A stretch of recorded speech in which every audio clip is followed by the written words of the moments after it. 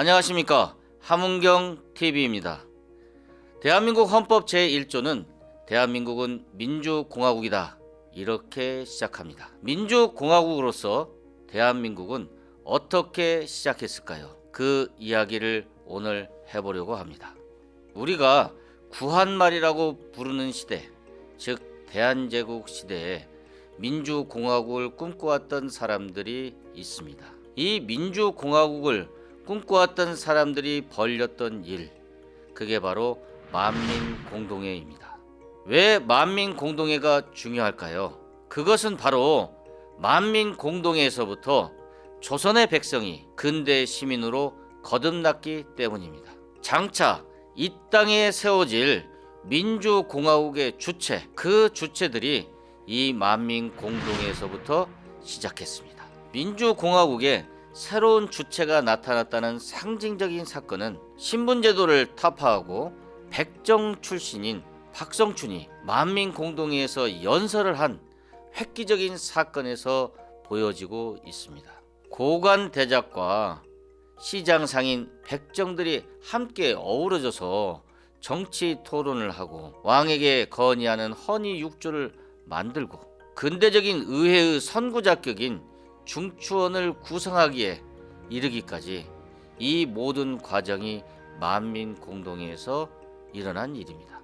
젊은 사람들이 독립협회 활동을 통해서 독립협회가 주도하는 만민공동회를 통해서 이 조선 왕국에서도 민주공화국이 가능하다고 하는 그 꿈을 키워나갈 수 있었던 것입니다.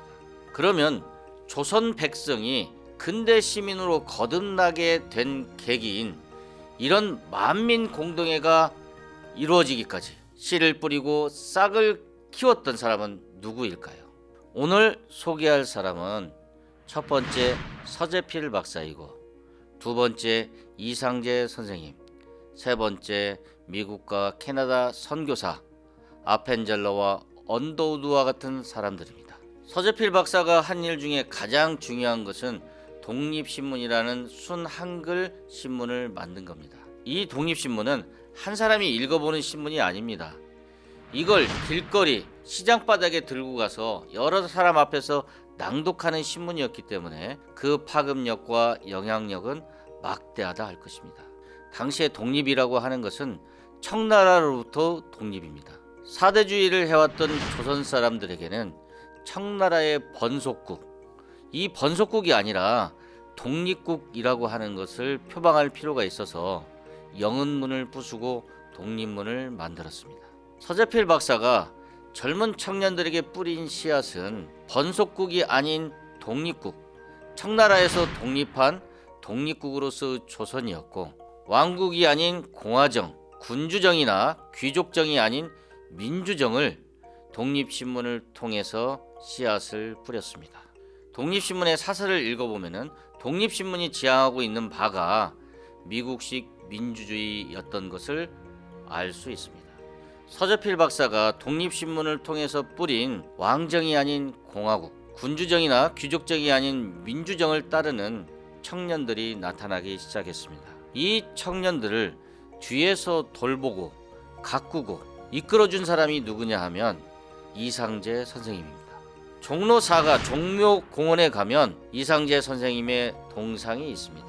월남 이상재 선생님은 1898년 만민공동회에서 사회를 보셨던 분입니다. 만민공동회에서 이루어진 여러 사건들 가운데 이상재 선생님이 주도적인 역할을 하셨고, 경성 YMC 총무 역할을 맡으면서 기독교계에도 상당한 영향을 미쳤고요. 1927년도에 좌우 합작운동이라고 하는 신간회가 설립되었을 때 좌우 모두 어른으로 모시고 회장으로 모신 분이 월남 이상재 선생님이었습니다.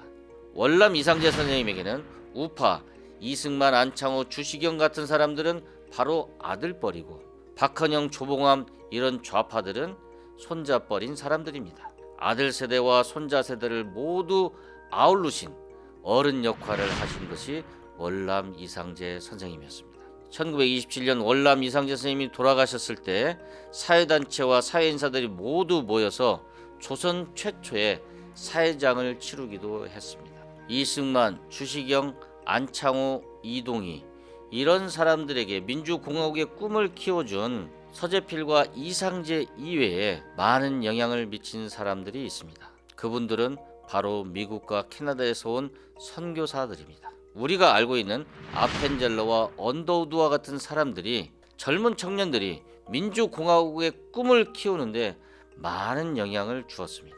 언더우드와 아펜젤러는 배제학당이라는 학당을 만들어서 여기에서 이승만, 주시경들을 만나게 됩니다. 우리가 알고 있는 주시경 선생님은 한글 학자입니다. 주시경 선생은 1897년 독립신문에 아주 중요한 글을 기고합니다. 한글이 국문이라는 이러한 주장, 당시에는 아주 혁명적인 이야기입니다. 한자를 주로 쓰는 그 조선에서 한글만이 국문이라고 하는 이 발언이 엄청난 사상혁명입니다. 주시경 선생으로부터 시작된 한글 띄어쓰기야말로 일반 백성들이 한글을 쉽게 읽을 수 있게 만들어 주었고, 독립신문을 통해서 한글로 된 신문을 읽고 같이 이야기할 수 있게 되었던 겁니다. 이런 혁명적인 사고, 이런 게 혼자 힘으로 가능했을까요? 아펜젤러와 언더우드는 한글 알파벳이 굉장히 훌륭한 문자라고 일깨워 주었습니다.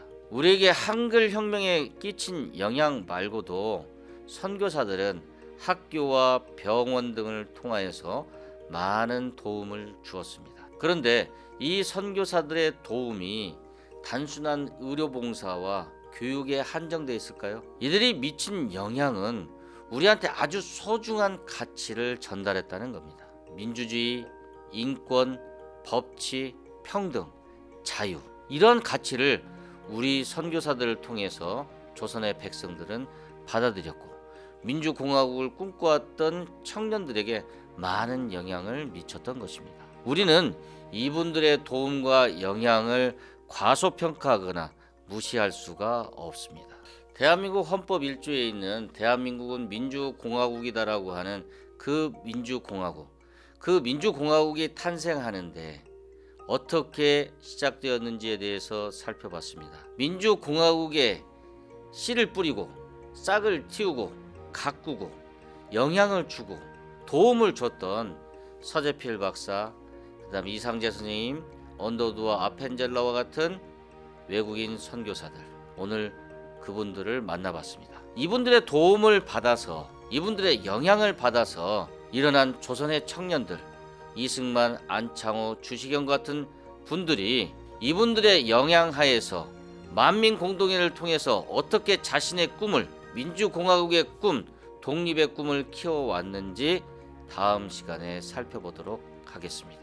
우리 대한민국이 하늘에서 뚝 떨어진 것이 아니고 친일파들이 만든 나라가 아니고 125년 동안 민중의 분투 끝에 이루어진 성과라고 하는 점입니다. 세상을 바꿉시다. 함은경 TV입니다.